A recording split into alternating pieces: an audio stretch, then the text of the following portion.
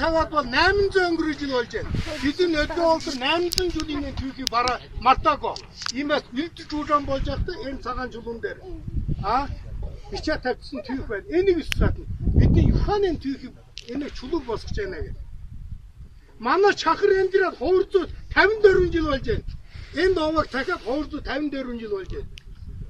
Бид энэ түүхээ марчуулахгүй. Энэ надад яга көшсөн энэ зарим бичээ хийчихсэн юм байна. Зарим түүх бидэнд бас тодорхой биш. Гэвч энэ түүх хэзээ бол балархгүй. Энэ түүх балархгүй. Хэн баларна? Энэ түүхийг залгамжилдаг хүн баларна. Иймээс манай үндэстнээ хот үед эрхэж сэчим мэргэлэн байгаад ухаан сэцэн байдаг бол бидний энэ түүх хэзээ көгчднэ гэх юм бидэн бас итгэнэ. Тиймээс энэ түүхэндээ бол эзэн болдог. Түүхэндээ мэдсэн хүн энэ нутагтаа эзэн болно. Энийг нөхцөл мэдэх хэрэгтэй. Бидний өндөр энэ зогсоод байгаа нэг биш.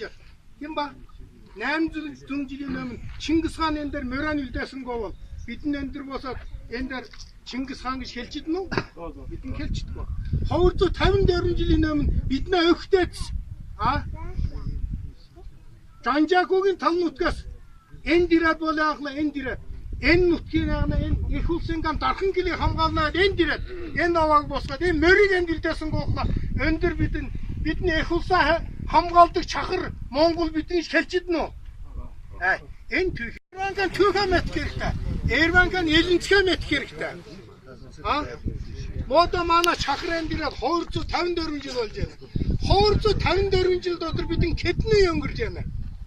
Модо манай үедээ боглоо бидний модо миний үедээ боглоо 6 дугаар үед ирж байна. Би өмнөх 5-ны юм мэднэ. Өмнөх 5-ыг миний төрөл хэмбэ гэдгийг би модо мэднэ. Энийг мэдэх хэрэгтэй. Чи энэ түүхээ мэдвэл тэгээд ирээд өндрийн түүхийг хөгжиж иднэ. Тиймээс юу ч хэлж байна? Маркс бол түүх бол тулгдаг юм. Бидний түүхээ мэдвэл энэ тулын мэдвэл бидний монагны өмөрөөлөд урагшилчдаг. Бидний ондоо үндэстэн ард хаягдана. Мангад гэж хэлнэ. Түүхээ мэдвэл тэнэг үндэстэн гэж хэлнэ.